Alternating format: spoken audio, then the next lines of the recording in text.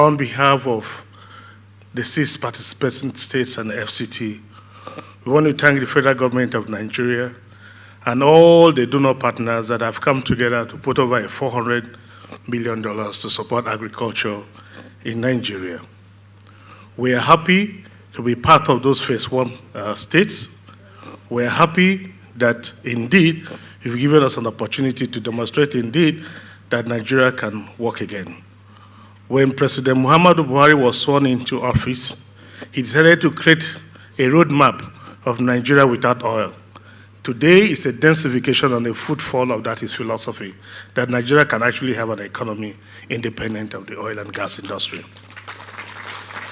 Let me say that it is possible for us to pass the vision to the incoming administration. We can indeed pass the project. We can indeed pass everything therefrom. You can actually pass the finance, but you can't pass the passion. The passion to actually put agriculture at the forefront of this country has become critical.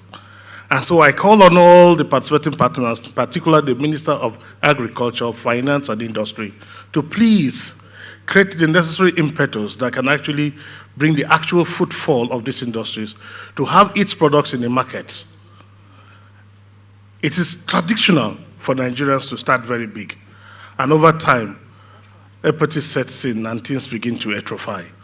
I like to say that this project will be a classical departure from the tradition we know. Cross River State, speaking on behalf of all of us, using Cross River just as a window, we have had extensive investments in the agro-value chain. But I can assure you that I am a man who's got the fields and the feeling on the ground. We've set up factories like the garment factory deriving its raw material from cotton. We have pharmaceutical factories. We have feed mills. We have noodle factory deriving its raw material from rice. We have the rice mill, the cocoa processing, cassava processing to sorbitol. We have maize flour. We have rice flour. We have all sorts of factories, 20 agro-industrial factories already set. But the biggest challenge is raw material. For example, the feed mill, you need a lot of soybean and maize. Absence of soybean and maize, massive amount of rice paddy. You have the Ogoja rice mill lying prostrate, 240 tons per day, no meal. We have a concessionaire with 7 billion ready to buy paddy, no paddy to buy. Therefore, this project is real. Again, somebody had mentioned with the challenge we have occasioned by the war between Russia and Ukraine, exacerbated by also the flooding system we have in Nigeria. Obviously, the harbinger in front of us is that we have a cataclysmic stake befalling us if we don't address the issue of agriculture and food sufficiency and food supply. The most critical insecurity is not insecurity from bandits, but insecurity of hunger. Because that brings out the animalism in every human being. Because once you're stretched to the limit, your humanity and decency loses value because the principle of existentialism will focus on you surviving first. And that means one predating on the other. Where human beings become cannibalistic to the extent that they predate on any means of survival, it means you already have a banana republic. I think it's very strong for us to drive this message that the ministers who are officiating this process must see the importance of focusing on this project and bringing it in such a way that it comes as the first step of action.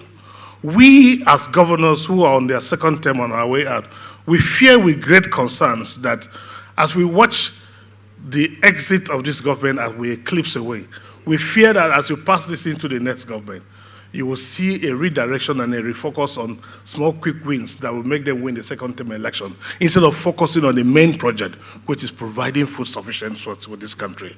Nigeria is the leading country in Africa. And if Nigeria is hungry, Africa is hungry. The only way we can stop African hunger is to ensure that every single dollar, every single coin coming out of this project has its manifestation in practical results. The empiricism of that will lead to the food sufficiency that we all seek.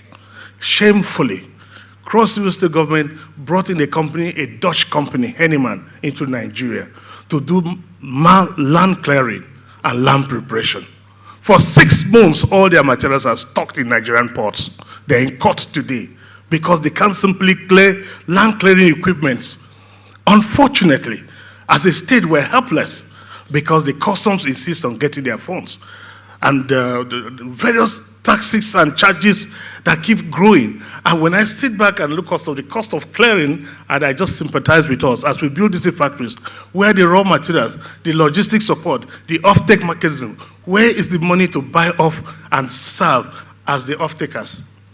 These are the problems confronting us as the participating states, and we do hope that this team of ministers that we have, that we trust, can join hands with us to quickly deliver value that the president can boast in his exit period, May 29 next year, to say, I have brought this factory, this industry to bear. And the ministers will be proud that they join hands with us to bring that to reality.